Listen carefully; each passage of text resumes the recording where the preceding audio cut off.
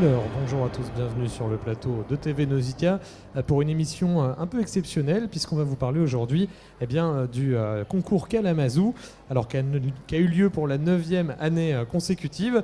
C'est un jeu concours qui faisait s'affronter plusieurs participants sur le thème du développement durable. Et on a justement les gagnants de ce concours qui sont avec nous aujourd'hui. On va donc, pour commencer, accueillir Hugo Hénard, qui est le professeur chargé de cet atelier scientifique. On peut l'applaudir. Merci d'être avec nous. Alors, voilà un micro. Bonjour. Alors, donc, merci d'être avec nous à Nausica. Alors, pour commencer, une question très simple. Qu'est-ce qui vous a amené à vous intéresser à ce concours ? Disons que c'est un concours sur le développement durable.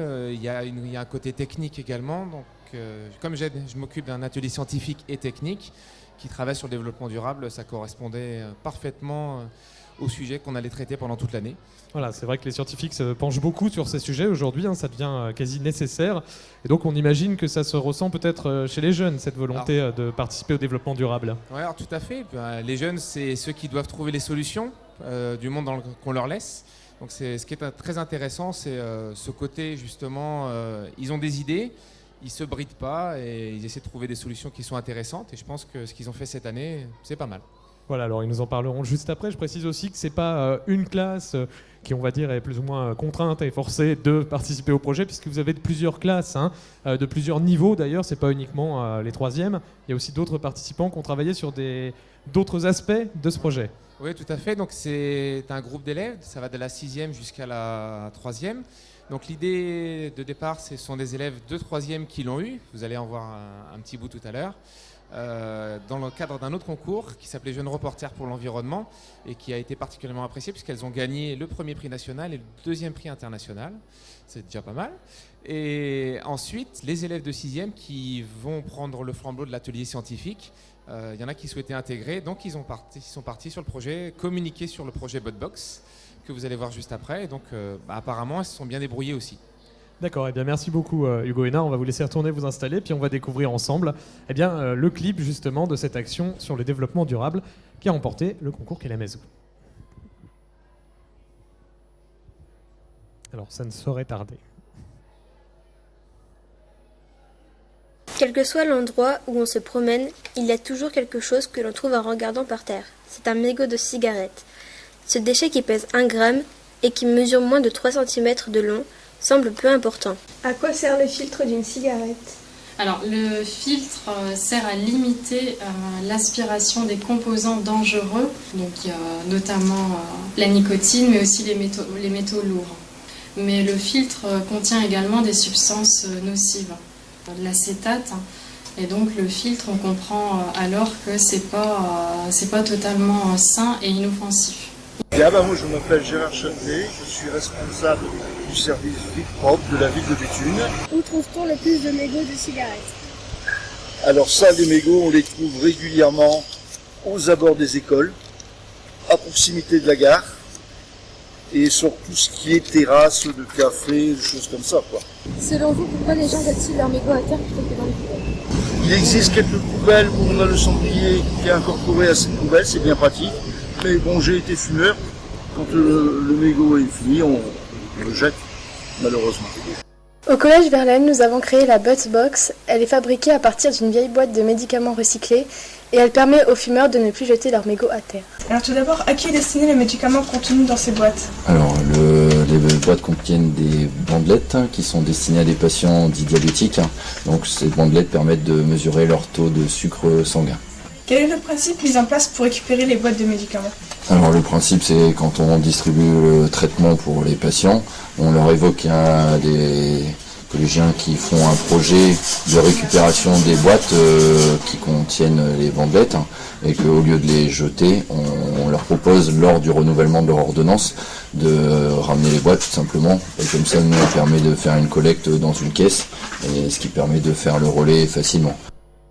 Une fois les boîtes collectées, nous avons créé des nouvelles étiquettes pour créer nos Botbox. Sur chaque exemplaire, on trouve la formule « Ramasser un mégot ou un déchet par jour », ainsi qu'un flashcode qui renvoie vers le reportage que vous êtes en train de regarder. Le principe est très simple. Une fois que le fumeur a terminé sa cigarette, il n'a qu'à ouvrir la boîte et déposer son mégot dedans. Privé d'oxygène, il s'éteint automatiquement. Le fumeur pourra alors renouveler l'opération autant de fois qu'il le veut. Dès que la boîte est pleine, il ne lui restera plus qu'à vider la boîte dans une poubelle. Quels sont les moyens que vous avez mis en œuvre pour aider le projet? On va essayer d'avoir en fait comme des ambassadeurs dans chaque bâtiment municipal. Donc là, on parle de la mairie, il y a aussi les médiathèques, l'école de musique, les théâtres. Donc avec ces ambassadeurs, je pense que ça sera un bon relais pour distribuer au plus grand nombre les Budbox.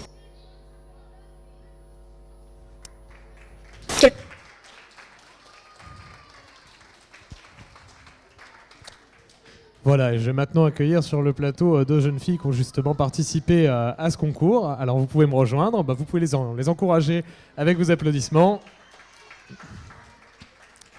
Alors, soyez pas timides. Alors, je vais vous passer un micro et vous allez vous présenter. Alors, on t'écoute. Bonjour, donc moi je m'appelle Azania. Ça roule ? Je suis en 3e. Ok. Bonjour, je m'appelle Manon et je suis en 6e. D'accord, et donc toutes les deux, vous avez participé donc à ce projet. Alors, comment ça vous est venu l'idée de ces boîtes? Est-ce que c'est à force de voir vos camarades jeter leurs mégots n'importe où que vous vous êtes dit il serait peut-être temps de faire quelque chose? C'est lors d'un voyage qu'on a eu au Danemark. En fait, on a rencontré une femme qui récupérait justement ces boîtes et qui les customisait. Et donc, on a repris cette idée pour reprendre les mégots, les mettre dedans et voilà.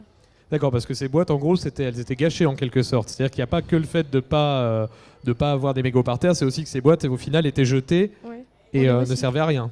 Ouais, voilà, on les recycle. D'accord, donc c'est d'une pierre deux coups en quelque sorte. Voilà. D'accord, et alors comment ça s'est passé pour mener ce projet à bien? J'imagine que on l'a vu dans le reportage qu'il y a eu plusieurs étapes. Il y a eu la récupération des boîtes et ensuite la distribution. Comment ça s'est passé? J'imagine que les gens étaient plutôt ouverts quand vous avez distribué ces boîtes? Les fumeurs, ils étaient ouverts, mais ceux qui fumaient pas, ça les intéressait pas trop parce qu'ils n'étaient pas concernés dans ce projet. D'accord, oui, c'est sûr qu'on ne va pas s'amuser à acheter des mégots si on ne fume pas. Est-ce que vous avez pensé peut-être à d'autres utilisations par la suite? Non, pas vraiment. Parce qu'il y a les chewing-gums aussi. Ouais, voilà. Ça pourrait être une idée également. D'accord, écoutez les filles, en tout cas on peut vous applaudir, vous et puis vos camarades qui ont mené à bien ce projet. Je vais vous laisser retourner vous installer tranquillement sur le plateau. Et puis je vous remercie d'être venu parmi nous aujourd'hui. La prochaine émission sur le plateau, ça va commencer juste après. Ça sera une émission concernant les requins. On vous proposera plusieurs reportages sur ces animaux. Et puis merci encore à vous. Puis on vous souhaite encore des réussites dans cet atelier scientifique. Merci encore Hugo.